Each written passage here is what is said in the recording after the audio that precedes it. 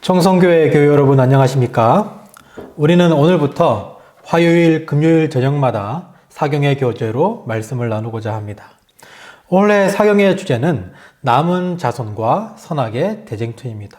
오늘 함께 살펴볼 내용은 제1장 하늘의 전쟁이 있으니입니다. 이번 사경회에서 함께 공부할 내용을 개괄적으로 설명하고 있는 장입니다. 책이 혹시 없으신 분들은 교회 2층에 책이 비치되어 있으니 가정당 한 권씩 가지고 가시면 됩니다. 정말 중요하며 재림교회 신앙과 신학의 기초가 되는 기별이니 끝까지 함께 참여했으면 합니다. 지금 월요일 새벽입니다. 청도연수원 출장 전에 이렇게 영상을 찍고 있습니다. 금요일 예배 시간에도 사경회가 이어지니 많은 참석 바랍니다. 다 함께 요한계시록 12장 7절에서 9절을 읽도록 하겠습니다. 하늘에 전쟁이 있으니 미가엘과 그의 사자들이 용으로 더불어 싸울세. 용과 그의 사자들도 싸우나 이기지 못하여 다시 하늘에서 저희의 있을 곳을 얻지 못한지라. 큰 용이 내어 쫓기니 곧 옛 뱀, 곧 마귀라고도 하고 사단이라고도 하는 온 천하를 꿰는 자라. 땅으로 내어 쫓기니 그의 사자들도 저와 함께 내어 쫓기니라. 선과 악 사이에 벌어지고 있는 우주적 대쟁투에 관한 기별은 재림교회의 가장 핵심이면서 독특한 교리 중 하나입니다. 이것은 총과 칼로 주먹으로 싸우는 전쟁을 의미하지 않습니다. 보이지 않는 아주 큰 선과 악의 영적 전쟁을 이야기하고 있습니다. 이 교리는 재림교회의 신학을 떠받치고 있는 기초석이라 할 수 있습니다. 신학뿐 아니라 우리의 매일의 신앙의 기초이기도 합니다. 5가지를 가지고 개괄적으로 오늘 시간을 나누고자 합니다. 첫 번째, 대쟁투에 관한 재림교회의 공식 견해. 두 번째, 대쟁투 교리의 중요성. 세 번째, 대쟁투의 기원. 네 번째, 대쟁투의 쟁점. 다섯 번째, 사단이 반역 이후 즉시 멸망하지 않은 이유입니다. 첫째, 대쟁투에 관한 재림교회의 공식 견해입니다.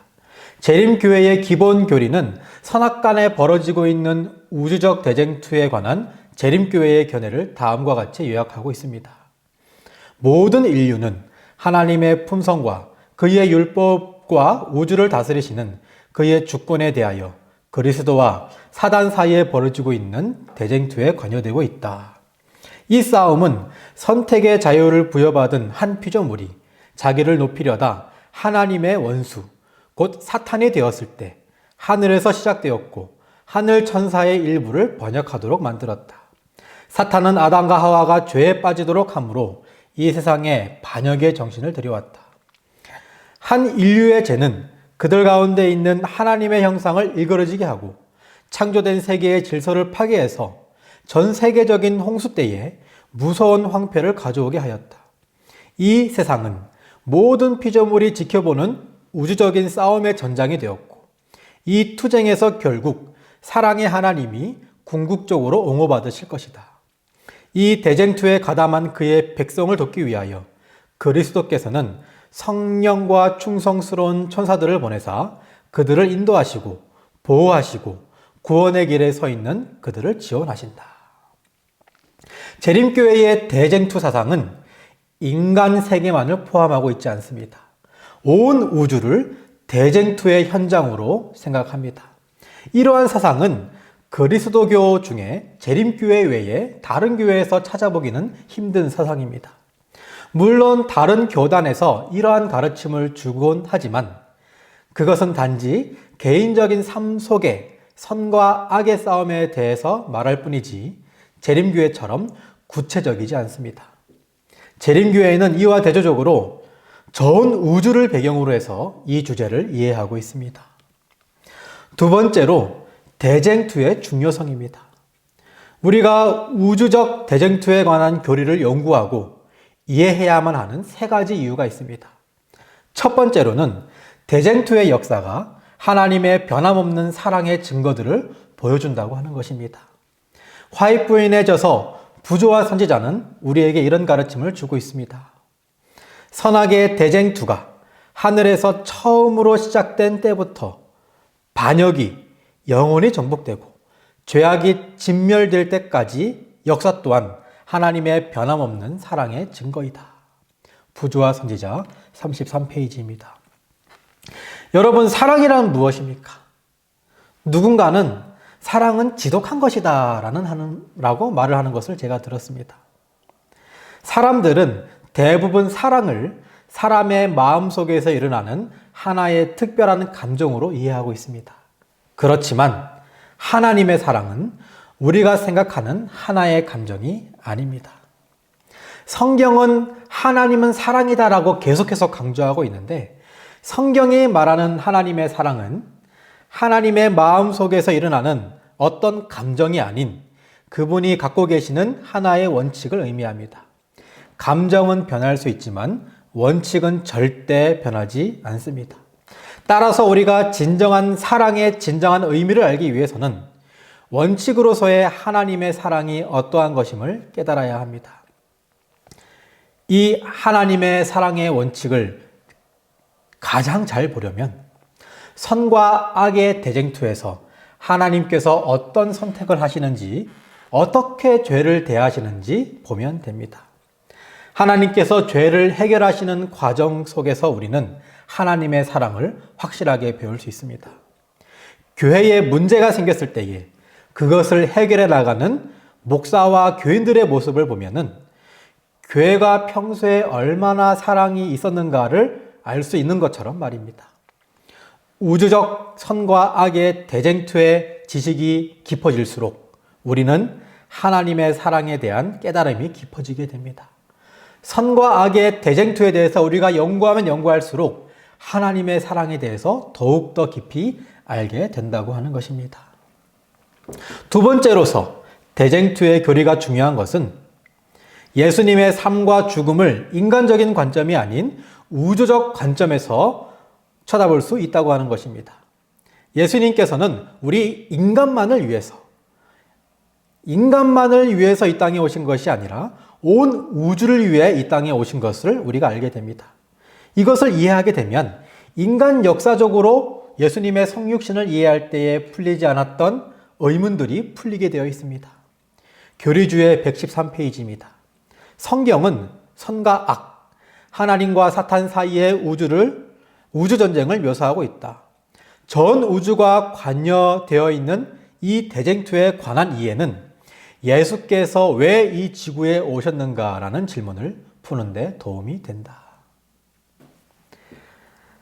마지막 시대에 남은 자손에 대한 재림교회의 이해는 대쟁투에 관한 교회의 가르침에 근거를 두고 있습니다. 세 번째, 대쟁투 교리의 중요성은 재림교회, 우리 교회의 정체성과 밀접한 관계를 가지고 있다는 것입니다.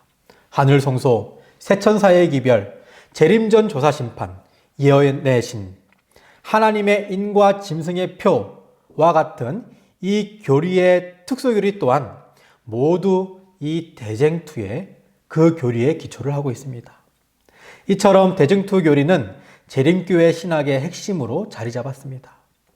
대쟁투 교리를 모른다면 재림교회의 핵심 진리들을 이해하기 힘든 것입니다. 특히 엘렌 G 화이트의 선지자의 글들을 이해하기 위해서는 대쟁투 교리를 이해하는 것은 우리에게 필수적인 것입니다. 그렇다면 이제 이 대쟁투의 기원에 대해서 함께 알아보고자 합니다. 선과 악의 대쟁투는 이 땅이 아닌 하늘에서 시작되었습니다. 이 싸움은 선택의 자유를 부여받은 한 피조물이 자기를 높이려다 하나님의 원수, 곧 사단이 되었을 때 하늘에서 시작된 싸움입니다. 요한계시록 12장 7절입니다. 하늘에 전쟁이 있으니 미가엘과 그의 사자들이 용으로 더불어 싸울세 영과 그의 사자들도 싸우나 이기지 못하여 다시 하늘에서 저희 있을 곳을 얻지 못한지라. 다음의 글은 우리에게 대쟁투의 기원에 대해서 설명하고 있습니다. 대쟁투는 피조물 중 가장 높은 지위에 있으면서 덮는 그룹으로서 하나님 앞에서 봉사하던 루스벨의 반역과 더불어 시작되었다. 루스벨은 하나님의 권력을 탐내고 그분의 권위에 분개하면서 자신의 동료 천사들 사이에 불화의 씨를 뿌렸다. 그의 적의가 그로 공공연한 반역에 이르도록 하였으며 마침내 그는 천사의 3분의 1을 설득하여 그의 반역에 가담하도록 하였다. 그 결과 그들은 하늘에서 쫓겨남을 당하였다. 선악의 대쟁투는 루스벨에 의해 처음으로 우주의 죄가 들어왔을 때 하늘에서 시작되었습니다. 그렇다면 사단이 된 타락한 천사의 죄는 무엇이었을까요? 여러분들은 죄를 어떻게 정의합니까? 서두에서 말씀드렸다시피 대쟁투는 하나님께서 죄를 해결하시는 역사입니다. 죄에 대한 여러 가지 개념들이 있지만 이 모든 것을 포괄하는 개념을 여러분들에게 말하고자 합니다. 교재에서는 이렇게 정의합니다. 죄는 그 무엇이든 하나님과 반대되는 것이다. 하나님은 온 우주 앞에 무엇이 옳고 무엇이 그른지를 보여주시는 유일한 존재이다. 이는 그분 자신이 온 우주에서 절대적 선과 의의 유일한 기준이 되심을 의미한다. 따라서 무엇이든지 그분의 성품, 그분의 뜻, 그분의 말씀, 그분의 율법, 그분의 목적과 조화되지 않은 것은 모두 죄로 여겨진다. 이런 면에서 볼 때 하나님께서 대쟁투의 역사 가운데 죄의 문제를 해결하신다는 것은 곧 죄의 결과로 그분과 부조화를 이루고 있는 모든 것을 처음처럼 그분과 완전한 조화를 이룰 수 있도록 되돌려 넣으시는 것을 의미한다 라고 책에서는 이야기하고 있습니다. 이후에 사단이 지구로 내어 쫓기게 되고 아담과 하와가 죄에 빠지게 되므로 하나님을 사랑할 수 없는 정신을 들여오게 됩니다. 인류 또한 사단으로 말미암아 우주적 대쟁투에 휘말리고 만 것입니다. 우리도 우주적 대쟁투에 참여하게 되고 만 것입니다. 부조화 선지자 69페이지입니다. 사탄은 하늘에서 추방되었을 때 이 지구를 그의 나라로 삼으려고 단호히 결심하였다. 아담과 하와를 유혹하여 그들을 종복하였을 때 그는 이 세상이 그의 소유물이 되었다고 생각하였다. 왜냐하면 아담과 하와가 나를 그들의 통치자로 선택하였기 때문이다 라고 그는 말하였다. 그는 죄인을 용서하는 것은 불가능하므로 타락한 인류는 그의 합법적 백성이며 이 세상은 자신의 소유라고 주장하였다. 하늘에서 시작된 대쟁투는 사탄이 자기의 소유라고 주장하는 바로 이 세상에서 결판날 것이었다. 부조화 선지자 69페이지입니다. 네 번째로 대쟁투의 쟁점에 대해서 생각해 보겠습니다. 모든 분쟁에는 이유가 있습니다. 저는 어릴 때 동생과 참 많이 싸웠는데 이유 없는 싸움 없었습니다. 쟁점 없는 싸움 없었습니다. 어떨 때는 누가 맛있는 걸 많이 먹을까라는 쟁점을 가지고 싸웠습니다. 어떨 때는 누가 잘못했냐라는 쟁점을 가지고 싸웠습니다. 지금 세계 곳곳에는 전쟁이 일어나고 있습니다. 이유 없는 전쟁은 하나도 없음을 우리가 뉴스를 보며 알게 됩니다. 미국의 남북 전쟁은 노예 제도가 쟁점이었습니다. 1950년 6월 25일 발발한 남북 전쟁의 쟁점은 공산진영과 민주진영의 힘겨루기였습니다. 마찬가지로 우주적 대쟁투도 이유가 있는 싸움입니다. 기본 교리는 이렇게 설명합니다. 모든 인류는 하나님의 품성과 그의 율법과 우주를 다스리시는 그의 주권에 대하여 그리스도와 사탄 사이에서 벌어지고 있는 대쟁투에 관여되어 있다. 여기서 우리가 알 수 있는 우주적 대쟁투, 대쟁투의 세 가지 관점은 하나님의 율법, 하나님의 품성, 하나님의 주권입니다. 이 세 가지 쟁점들을 한 가지씩 살펴보도록 하겠습니다. 첫 번째로 하나님의 율법입니다. 사탄은 대쟁투가 처음 시작될 때부터 하나님의 법을 공격 대상으로 삼아왔습니다. 하나님의 율법과 하나님의 말씀에 대한 도전과 비난은 오늘날까지 이어지고 있는 것을 우리가 확인합니다. 이것은 여기서 끝나지 않고 재림의 날까지 이어나갈 것입니다. 엘렌 화이트의 다음의 글들이 이 문제에 대하여 확실하게 이야기하고 있습니다. 함께 보도록 하겠습니다. 사탄은 세상에 성행하는 불법의 책임을 인정하기는커녕 하나님께 그 책임을 뒤집어 씌운다. 그는 자신이 전제적이라고 주장하고 있는 하나님의 율법은 개인의 자유를 침해한다고 말한다. 더욱이 그는 그 율법은 순종할 수 없으며 그러므로 그것은 피조물들의 최선의 이익에 배치된다고 비난한다. 사단은 이처럼 하나님의 율법을 끊임없이 교묘하게 훼손해서 하나님의 정부, 그리고 더 나아가 하나님 자신까지도 타도하려고 시도한다.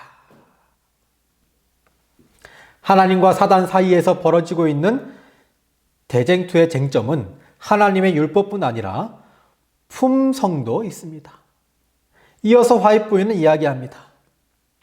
사탄은 하나님의 품성을 그릇되게 나타내어 사람들에게 창조주에 대한 그릇된 관념을 가지게 함으로써 하나님을 사랑하기보다는 도리어 미워하고 무서워하게 애를 썼고 하나님의 율법을 버리고 사람들이 율법의 요구에서 벗어난 것으로 생각하게 하려고 노력하였고 각 시대를 통해 그의 기만에 항거하려는 사람들을 시종일관 핍박해 왔다. 하나님은 사랑의 하나님이십니다. 사랑은 하나님의 속성이며 하나님의 품성입니다. 사단은 그런데 대쟁투의 초기부터 하나님의 품성, 하나님의 사랑의 속성, 하나님의 사랑의 마음을 그릇되게 나타내어 왔습니다.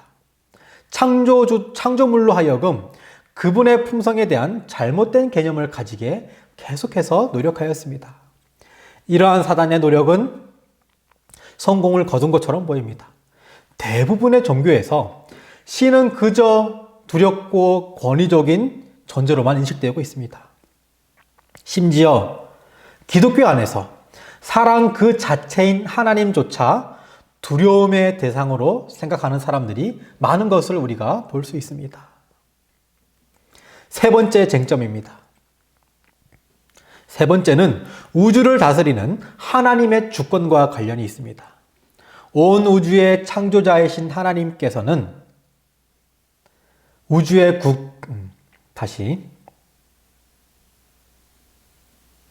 온 우주의 창조자이신 하나님이시기에 하나님께서 우주의 주권을 가지시는 것은 아주 당연합니다. 하지만 사단은 이를 인정하지 않습니다. 끊임없이 하나님의 주권을 공격하고 있습니다. 이 지구의 주권을 끊임없이 주장합니다. 지구의 인간들을 자신의 손 악위에 모두 넣으려고 노력 중입니다. 부조화 선지자 69페이지입니다. 대쟁투는 최초부터 하나님의 율법에 관한 것이었다. 사단은 하나님이 불공평하시며 그분의 율법에 결함이 있고 우주의 행복을 위하여 그것을 변경해야 할 필요가 있다는 것을 증명하려고 애써왔다. 율법을 공격함으로써 그는 율법 제정자의 권위를 뒤집어 엎으려고 하고 있다. 사단은 하나님의 말씀을 끊임없이 교묘하게 훼손합니다. 하나님의 말씀을 훼손함으로 사랑의 하나님의 품성을 왜곡시키고 있습니다. 더 나아가 하나님의 정부, 그리고 하나님까지 타도하려고 시도하고 있는 것입니다. 이상 살펴본 대쟁투에서의 사단의 주장은 이렇습니다. 사단의 주장입니다. 하나님의 율법은 완전치 않은 결함이 있는 율법이다. 피조물들의 행복을 위해서는 그것이 변경되거나 폐지되어야 한다. 하나님은 사랑의 하나님이 아닌 전제적 통치를 하는 군주시다. 피조물의 행복이 아닌 자신의 영광만을 추구하는 분이시다. 하나님은 사랑의 하나님이 아니시고 그분의 율법은 피조물들의 행복을 위해 제정된 것이 아니시므로 우주에 대한 그분의 통치는 피조물들에게 불행을 안겨줄 수밖에 없다. 이것이 사단이 주장하는 것입니다.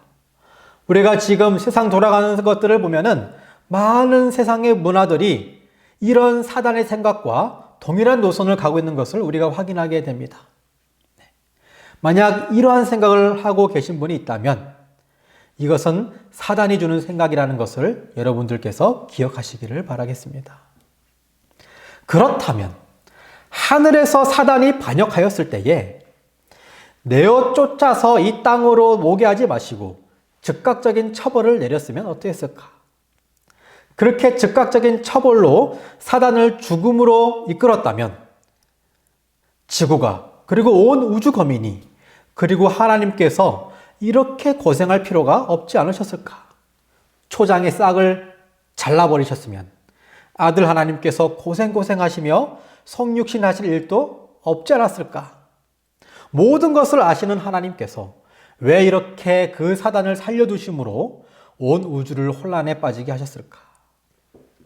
이 질문에 대한 대답을 찾아보고자 합니다. 우리는 이에 대한 질문의 답을 부조와 선지자와 시대의 소망에서 찾아볼 수 있습니다.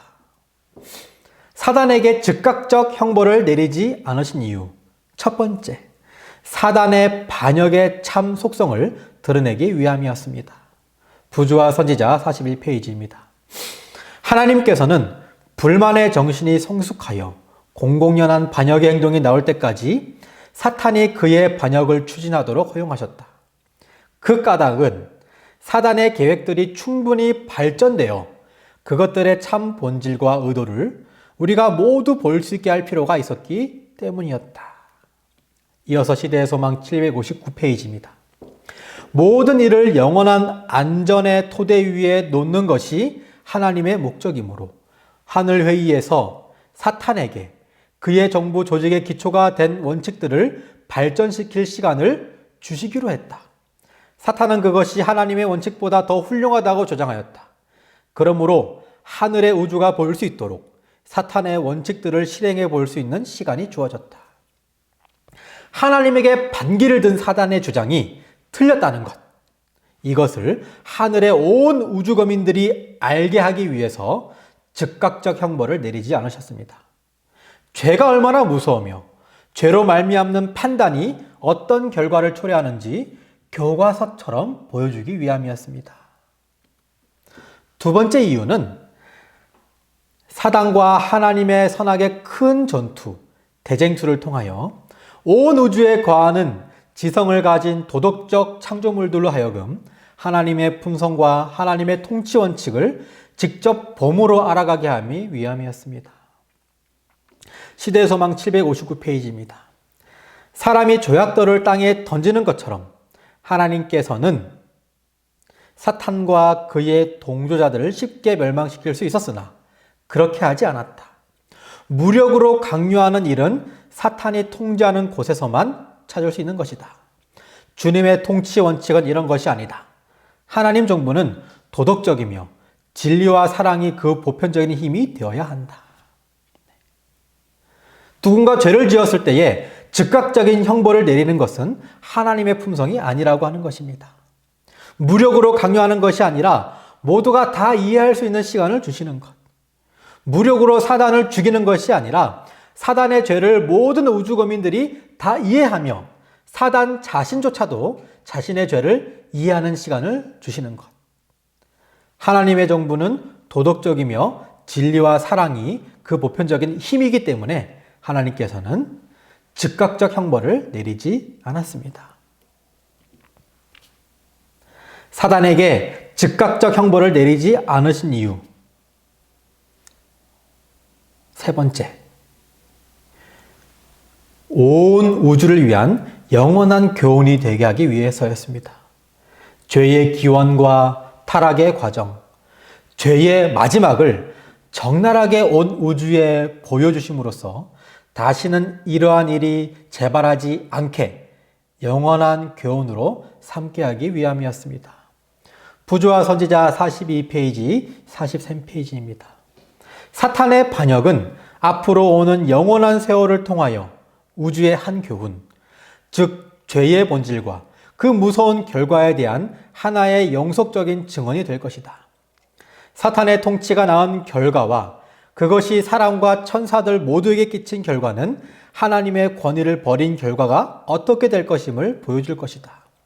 이와 같이 하여 이 무서운 반역의 경험의 역사는 모든 거룩한 존재자들에게 영원한 안전장치가 되어 저들이 범죄의 본질에 관하여 속지 않도록 하며 죄를 범하거나 그 죄의 형벌을 당하지 않도록 지켜줄 것이었다. 하나님께서는 사탄이 반역했을 때에 그를 즉시 멸하지 않으시고 사단에게 사단의 원칙을 발전시킬 시간을 주셨습니다.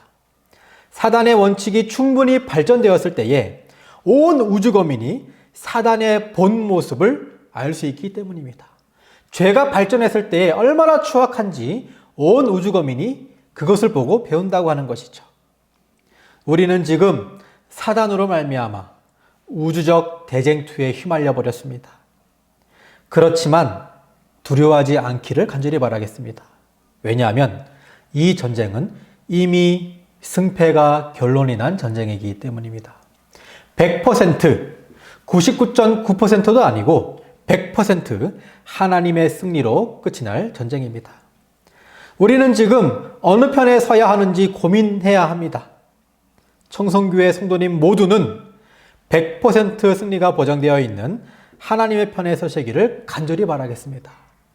우리가 하나님의 편에서 대쟁투에서 승리하여 하늘에 갈 그날을 간절히 기다리는 우리 모두가 되시기를 간절히 바라겠습니다. 다음 시간에는 제2장 대쟁투와 구속의 경륜을 함께 공부하겠습니다. 3일 동안 하나님의 은혜 아래 평안하시기를 간절히 기도하겠습니다. 금요일에 뵙겠습니다. 감사합니다.